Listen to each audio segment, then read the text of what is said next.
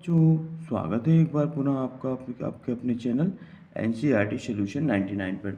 बच्चों हमें आशा है आप अच्छे होंगे, स्वस्थ होंगे और आपकी पढ़ाई अच्छे से चल रही होगी। बच्चों आपका जैसा कि आपका जो है 10 मार्च को जो है आपका गणित विषय का पेपर है। तो बच्चों इसी पेपर को ध्यान में रखते हुए आज हम एक मॉडल प्रश्न पत्र सॉल्व करेंगे जो आपकी 10 मार्च को होने वाली परीक्षा के लिए बहुत ही उपयोगी साबित होगा। तो बच्चों स्टार्ट करते हैं मॉडल प्रश्न पत्र को। तो बच्चों मॉडल प्रश्न पत्र में देखते हैं क्या है। पर इसमें बच्चों सभी प्रश्न अनिवार्य हैं और इसमें टोटल समय बच्चों 3 घंटे का है। और बच्चों प्रश्न क्रमांक 1 से लेकर 5 तक के बच्चों वस्तुनिष्ठ प्रश्न हैं और 6 से 23 तक के प्रत्येक प्रश्न के लिए बच्चों आंतरिक विकल्प दिया गया है। तो बच्चों पहला क्वेश्चन देखते हैं क्या है। पहला क्वेश्चन है यदि किसी द्विघात बहुपद ax square plus B X plus C के शून्यंक अल्फा और बीटा हों तो बच्चों अल्फा प्लस बीटा का मान बताना है। तो बच्चों अल्फा और बीटा मूल है बच्चों, और मूलों का जो योगफल होता है बच्चों वो होता है माइनस बी बटे ए। क्या होता है मूलों का योगफल? माइनस बी बटे ए। इसको आपको याद रखना है कि अल्फा प्लस बीटा का मान माइनस बी बटे होता है। इसका राइट आंसर बच्चों सी है। 26 39 91 का एचसीएफ क्या होगा?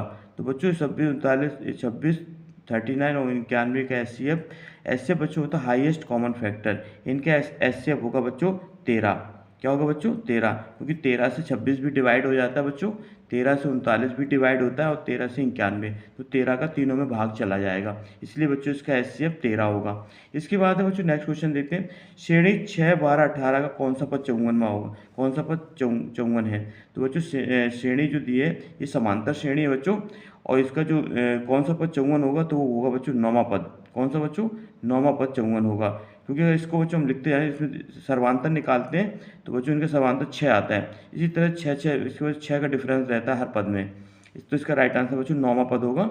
इसके बाद यदि टीपी और टी क्यू केंद्र ओ वाले किसी वृत्त की दो स्पर्श रेखाएं इस प्रकार है कि कोण पी ओ क्यू बराबर कितना दिया बच्चों? 110 अंश है, तो कोण पी टी क्यू बराबर होगा। तो बच्चों टोटल जो कोण होता है वो 180 के डिग्री का होता है। 180 में से 110 माइनस करेंगे तो बच्चों कोण आ जाएगा आपका 70 डिग्री। इसका राइट आंसर है बच्चों 70 डिग्री। ये किसी त्रिभुज ए बी सी में डी समांतर बी सी, ए डी बराबर एक्स, डी बी बराबर एक्स माइनस टू, ए ई बराबर ए एक्स प्लस टू तथा ई सी बराबर एक्स माइनस वन, तो एक्स का मान होगा तो जो एक्स का मान क्या होगा? 4 होगा। इसका राइट आंसर जो 4 है। ये बच्चों थेल्स की प्रमेय पर आधारित सवाल है, इसको आपको देख लेना है। इसके बाद बच्चों प्रश्न क्रमांक नेक्स्ट देखते हैं। प्रश्न क्रमांक छठा। प्रश्न क्रमांक छठा में क्या है बच्चों? प्रश्न क्रमांक छठा में दिया है यदि a1 अपॉन ए टू बराबर b1 upon b two not equal c1 upon c2, तो रैखिक समीकरण a1x plus b1y plus c1 बराबर 0 और a2x plus b2y plus c2 बराबर 0 के हल होंगे। तो बच्चों इसका कोई भी हल नहीं होगा, कोई भी हल नहीं होगा।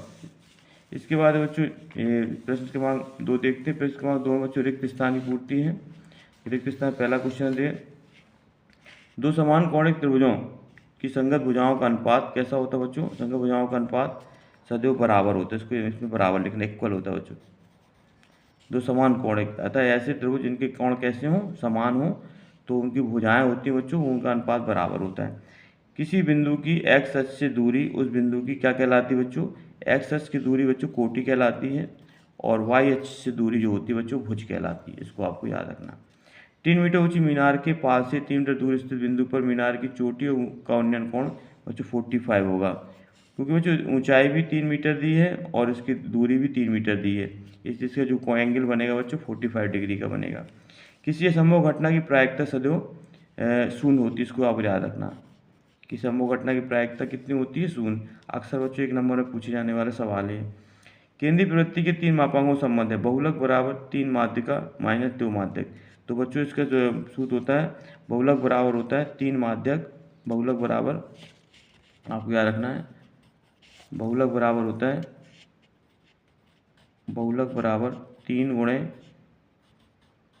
माध्यिका माइनस 2 गुणे माध्य। ये बच्चों माध्य माध्यिका और बहुलक में संबंध, इसको आपको अच्छी तरह से याद कर लेना, माध्य माध्यिका। इसके बाद बच्चों प्रश्न क्रमांक लेते हैं तीसरा। प्रश्न क्रमांक तीसरे बच्चों इसमें सही जोड़ी मिलानी है। तो पहले सेक थीटा। सेक थीटा का बच्चों सूत्र होता है, सेक थीटा बराबर होता है आपको याद रखना 1/cos थीटा। क्या होता है बच्चों? सेक थीटा बराबर होता है 1/cos थीटा। इसका राइट आंसर बच्चों ये दिए 1/cos थीटा। इसके बाद है बच्चों 1 माइनस साइन स्क्वायर थीटा। तो 1 माइनस साइन स्क्वायर थीटा बराबर होता है बच्चों कॉस स्क्वायर थीटा के, क्योंकि sine square theta plus cos square theta बराबर 1 होता है। Tan theta, tan equal to होता है बच्चों साइन बटे कॉस, इसको याद रखना, टेन इक्वल टू साइन बटे cos. A X square plus B X plus C बराबर 0 विभक्त कर के लिए बच्चों आता है बी स्क्वायर माइनस 4ac। विभक्त कर के लिए क्या होता है बच्चों बी स्क्वायर माइनस 4ac।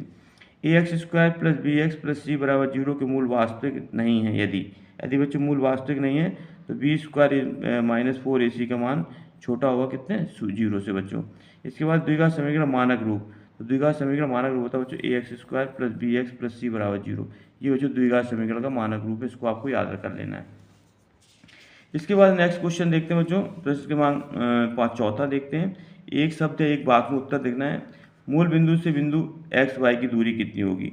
तो बच्चों मूल बिंदु से जो दूरी होती है आपको इसको आपको याद कर लें, root x square plus y square. ये मूल बिंदु से दूरी है बच्चों, x square root x square plus y square, ये मूल बिंदु से दूरी।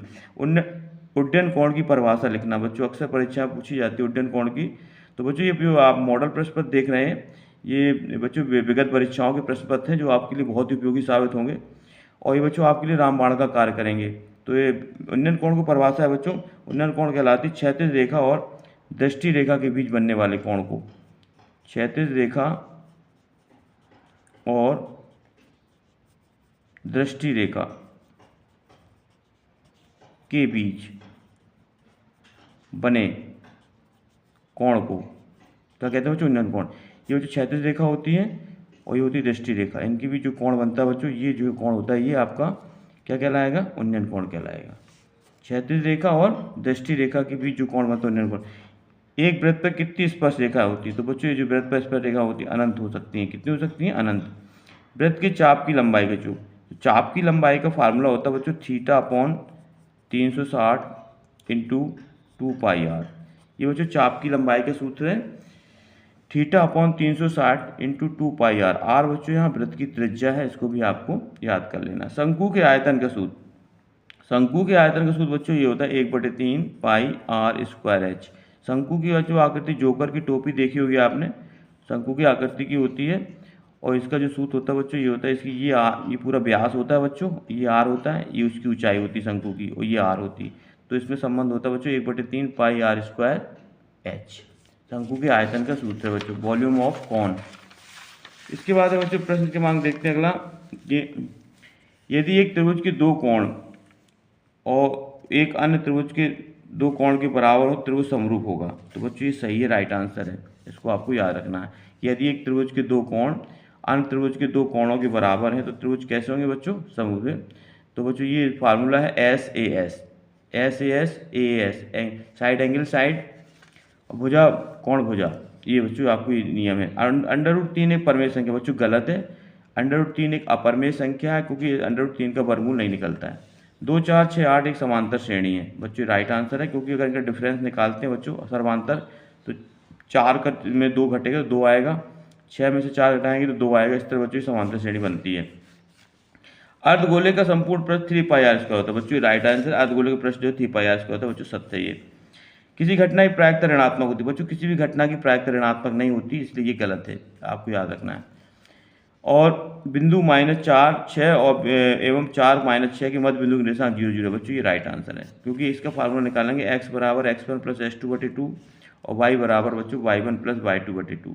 इसका x1 का मान -4 है बच्चों और x2 का मान कितना है 4। तो 4 -4 से 4 कटेगा बच्चों तो कितना आएगा 0 बचेगा, 0 में 2 का भाग देंगे तो बच्चों 0 ही आएगा, इसलिए इसके मध्य बिंदु के निर्देशांक क्या होंगे 0 0।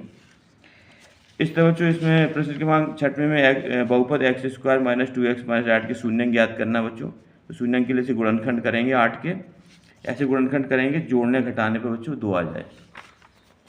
इसके बाद बच्चों प्रश्न क्रमांक जो दिया है 7वें बच्चों हमें ये इनका जो है बच्चों हमें LCM ज्ञात करना है। तो लासा गुणे मासा बराबर पहली संख्या गुणे दूसरी संख्या। इससे बच्चों से आप सूत्र निकालेंगे कि लासा बराबर होगा पहली संख्या बच्चों गुणे दूसरी संख्या बटे मासा, इससे आप निकाल सकते हैं।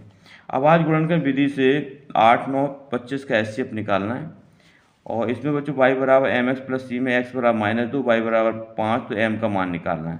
तो बच्चों इसमें m का मान आसानी से निकाल सकते हैं।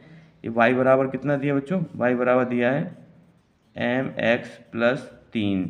तो बच्चों हमें यहाँ x की जगह -2 रखना है और y की जगह 5। तो y की जगह -5, y की जगह कितना रखना है बच्चों, 5। यहाँ 5 रख देंगे और x की जगह रखेंगे बच्चों हम कितना, -2 प्लस 3। तो बच्चों इसका गुणा करेंगे तो 5 इक्वल आ जाएगा 2 को -2 गुणा तो m में होगा तो -2m प्लस 3। इस 3 को इस साइड शिफ्ट कर देंगे बच्चों, तो 5 में से 3 जाएगा, कितना बचेगा 2, 2 बराबर -2m। तो m बराबर हो जाएगा बच्चों 2/2। तो 2 से 2 कटेगा तो m बराबर आएगा -1। इसका राइट आंसर बच्चों आए। इसमें बच्चों द्विघात बहुपद के शून्यंक ज्ञात करना है। तो इसमें बच्चों 4 कॉमन ले लेंगे और इसके शून्यंक निकाल सकते हैं आराम से। एक द्विघात बहुपद ज्ञात करना है बच्चों, इसके शून्यंकों का योग गुणनफल -3 और -2 दिया है। ऐसे 10 धनात्मक पूर्णांकों का योग ज्ञात कीजिए 5 से विभाज्य है। इसमें बच्चों एपी का निर्धारित करना है, इसका तीसरा पद 5वां और 7वां पद 9 है। स्कूल प्रश्नों को देख लें बच्चों, ये आपके लिए बहुत ही उपयोगी साबित होंगे। हमें आशा है कि आप इन प्रश्नों में से हूबहू बहुत प्रश्न देखने को मिलेंगे आपको। आप इन प्रश्नों को नोट डाउन कर लें। इसमें बच्चों गुणनखंड विधि से इसको जो है हमें हल करना है और इसमें के का मान ज्ञात करना है बच्चों जब दोनों मूल बराबर हो जाएं। और इसमें कौशी का मान निकालना है। और बच्चों इसमें ये प्रायिकता का सवाल है, इसको भी आप देख लें। इसके बाद बच्चों ये सवाल दिया आपका, एक पासे को एक बार फेंका जाता है, विषम अंक प्राप्त करने की प्रायिकता क्या है। और इस तरह बच्चों ये इसमें ये सवाल भाज्य संख्या क्यों है ये बताना है। इसके बाद है बच्चों देखिए, सिद्ध कीजिए बाह्य बिंदु से किसी वृत्त पर खींची गई स्पर्शिका बराबर होती है। बच्चों ये स्पर्श सिद्ध करना है। तो इस तरह बच्चों ये पेपर था। आई होप कि बच्चों आपको पेपर समझ में आया होगा। आप इन प्रश्नों को नोट डाउन कर लें और इनको बार बार अभ्यास करें बच्चों। कल आपका पेपर है, हमारी शुभकामनाएं हैं कि आपका पेपर अच्छा से अच्छा जाए और आप का अच्छा प्रदर्शन कर सकें परीक्षा में। इन्हीं शुभकामनाओं के साथ बच्चों आप हमारे चैनल को सब्सक्राइब कर दें, लाइक कर दें और ज़्यादा से ज़्यादा लोगों को शेयर कर दें। नेक्स्ट वीडियो में बच्चों नए टॉपिक के साथ फिर उपस्थित होऊंगा। तब तक के लिए बच्चों जय हिंद, जय भारत बच्चों।